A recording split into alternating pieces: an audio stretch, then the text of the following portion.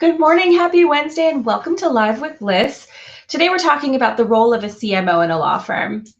I'm just going to get right down to it because this is something that has, I think, been a source of confusion and exasperation for lawyers who are just frustrated with the whole marketing necessity, and it feels a little bit evil and they don't really know what to do.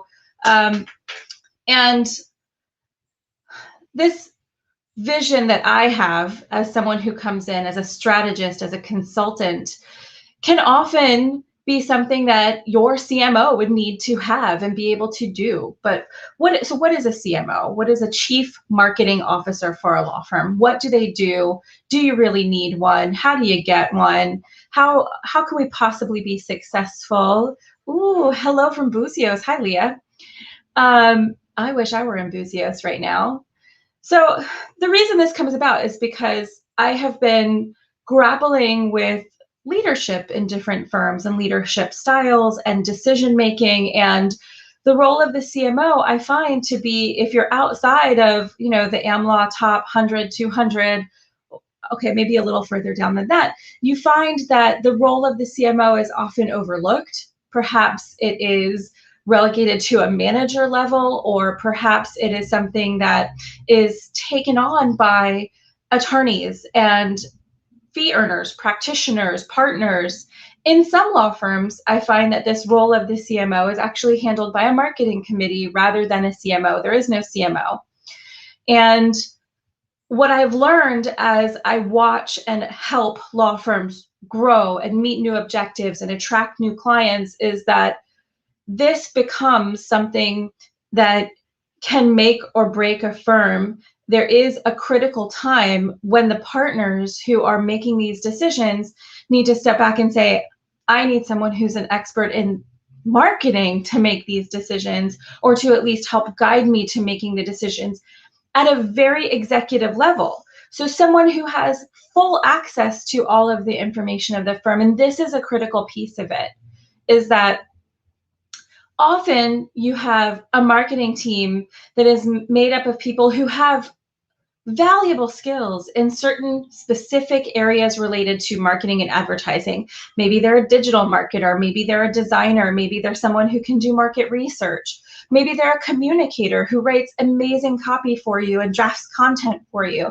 Maybe they're even a strategist with a bit of an executive level take on things, but perhaps they don't have the legal practice background. Perhaps they don't have full access at a certain level of the firm to all of the information that would help drive the firm to meeting those objectives, or even the ability to help influence what those objectives should be. A lot of that can be centered around access to information about money, to information about people. What does your revenue look like? When it comes to having a CMO, and why it's so critical, is that often this overriding strategy, this vision for growth for your firm, is something that ends up being pigeonholed. And it's because it's framed by people who, yes, you have the best intentions for your firm. Perhaps you provide the best, most incredible client service out there in your practice areas. And certainly you have a vision that you want to do, but it's limited by your scope of education and experience, rather than going to someone who has the broader range in terms of marketing and business development. When we first started Live with Liz, one of the very first topics I covered was this difference between marketing and business development. But when it comes to a chief marketing officer, I would expect this person to have acumen in both and to be well qualified in both areas, marketing and business development. But in some firms, as you get bigger, it makes sense to have two executives handling marketing and business development who work very closely together. Now, I'd say in most firms, this is actually one person who oversees both, and then perhaps has other executives underneath them guiding very specific areas like we just mentioned. Maybe you have a communications executive, or you have a digital marketing executive. Maybe you have somebody who is handling advertising and content and publishing. Maybe you have someone who is handling branding and brand positioning and design work. And then you have that person who can see it all, who says, okay, what are our main goals here? What are we trying to achieve? And how are we going to get there? And they're going to give you this roadmap that actually plans out how to do this. So your CMO is, hey, Sam, it's great to see you here. Your CMO is going to give you this vision. They are responsible for implementing, for establishing, for setting this strategy in place, and for implementing it along with your team, given consideration to all of the resources available at your disposal. How much should you invest? They should know. In which areas? They should know. And to have this expectation that the partner knows it all is a little unrealistic when it comes to what the CMO should be capable of doing. What do you want your CMO to do at your law firm? What do you want them to know? What do you want them to understand? Well, if you give them the access that they need and they have this background and experience, and a lot of people have a different mix when they come into it, you want them to be people who are flexible, who have an appealing management style. You want them to have technical acumen. At this point in time, the person who's in charge needs to have some understanding of each of these buckets of knowledge that will make you successful. If they're limited when they come into it with a background that either didn't give them the leadership necessary to accomplish what you're trying to achieve, or if they're coming into it from just one area of marketing without any legal background at all, then you may need to invest more, if this is the right person, in making them what you need them to be, or in giving them the team needed to support those activities and the greater vision of the firm. And you have to be able to do that assessment. So one of the reasons this came about recently, as we've made a transition at Firm Forward to an agency model where we are offering all sorts of services, and we've tried to kind of compartmentalize those and break them down to make them more accessible to law firms, no matter where you're situated, whether you're a leader in your jurisdiction or a boutique firm with a particular practice area, maybe you're a leader in that practice area in your jurisdiction. We want these marketing and business development services to be accessible to you. When you come and say, okay, we just want some basic content. We just want inbound lead generation. All we want from you is the actual service related to these PPC, pay-per-click campaigns, these PPC campaigns. And I come back to you and I say, what's your strategy? What's your plan? What's your budget? Okay, well, how much is a conversion worth to you? How much is a lead worth to you? How good are you at selling? What does each client represent in terms of your revenue at your firm? What is the potential revenue these new clients can bring to your firm? Why are we targeting these? And you can't answer these questions. You don't know, okay? Or you simply don't have a strategy in place or a plan in place. Then my response to you as someone who has these grand visions of success for everyone I work with, I will take a step back and I will say, we need to do an assessment first. And that assessment is critical. We need to understand what your market position really is, what the potential of the market you're in really is, what the value your clients really have to you is, how much you should be investing. This is a question I get a lot. This is something a CMO can answer for you. How much should you be investing? Well, it depends on how much you want to grow and what the potential of the market is.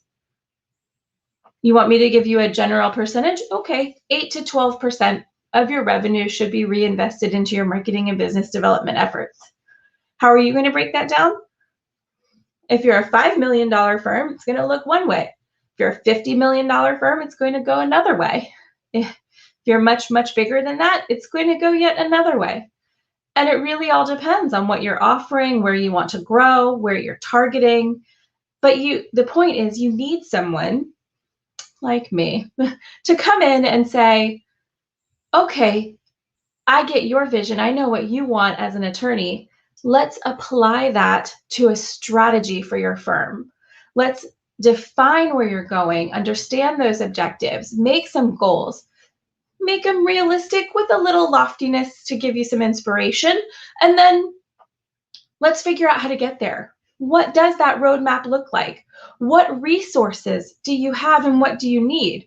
What are the trends in the marketplace that dictate where we should be going? Where we should be going for the clients, where we should be going as a law firm. Have someone in this centralized role and don't be afraid to give them access to information. At this level, at this C level, executive level, you want people to be as informed as possible. You maybe you're trying to hide a few things. Maybe things are not as rosy as you would like all of your team to believe. You need to have someone with the confidence and trust factor at your level that you can say, this is our reality. This is what we want to achieve. You need to help us get there. And that is why you need to have a CMO. But what happens if you are one of these firms you're not AmLaw 100, you're not AmLaw 500, and you need to have somebody with this vision and strategy, but you can't afford a CMO? I mean, do you know what a CMO in the US makes at a law firm? At a good law firm? It's a lot of money. So what do you do? How do you get this vision? How do you get someone to come in? Yeah, you can hire a consultant, but you want to look for a fractional CMO service so that you really know that you're getting someone who has the ability to come in with that vision and craft a strategy for you. They can give you the guidance that you need to be successful at that level. So you want to bring in a fractional CMO, knowing that you're going to lay it all on the line with this person. You're going to sign the NDAs. You're going to go ahead and make sure that you're going to have to go out at a limb, right? Maybe a little bit, and say, I'm going to give them everything, and we're going to come up with a plan together that will help me achieve my goals for my firm, that will help my team be successful, and that will give me my life. Because as a practitioner who is also an owner of a firm or even a managing partner, something's going to give at some point. I'll never forget a conversation that I had with some partners whose firm was growing very quickly when we were working together. And they were very deeply involved with a lot of the different decisions being made on the day-to-day basis, and had this sort of manager level person with limited access to information making these strategy recommendations for the firm, but without the empowerment to actually create a huge strategy and without the information to make it fully comprehensive. So one day we had to sit down and have a heart to heart. And I said, well, this is the structure and this is going to break you. Are you already broken? You're only sleeping 4 hours a night. You travel all the time. Of course, pandemic's given all of us a break from travel for the most part. You will travel again all the time. You have a family you haven't seen, or maybe you see them in passing. Everybody's on their phones. You never take a vacation. Your vacation is a conference. Come on. You need to have someone you can trust with the information that you hold dear to your firm. There's something I've been seeing change. I know that we've talked about this every once in a while, but I've actually seen these changes even in the United States in certain places where people who are not actually lawyers are in some places allowed to become partners of law firms. And there are law firm partners going, that's insane. We're a professional organization. We offer professional services. There are bar rules, and this is stupid. Is it though? As the legal expert, do you also feel you have to be a marketing expert? Do you want someone to come in who has the business development abilities to help you grow your firm? 6 figures, 7 figures, get new clients in the door, be able to service them, make sure you have all of the technology and process and workflows in place to get it done. And then you don't think that that person should be a partner level? Is it? It's food for thought. It's something to just consider, even in the way it exists now. Maybe they're not a partner, but you're hiring someone who's an expert in their field, who you're going to compensate accordingly, but who's going to give you the key to success for your firm. They're going to create a plan that you couldn't create on your own. They're going to help you realize your vision and maybe adjust that vision to give you something that you never thought possible. And if you can't do it all at once on your own, you can always reach out to a consultant and look for a fractional CMO who can get you on your way, if for nothing else, that strategy and that plan. And maybe the implementation comes from something else. Maybe you take your time in certain areas, but at least you're investing in an area that you don't have to be an expert in, and that you don't have to break the bank to get expert opinions on and expert advice on. So if we can help you organize that strategy and plan and make your vision become a reality, let us know.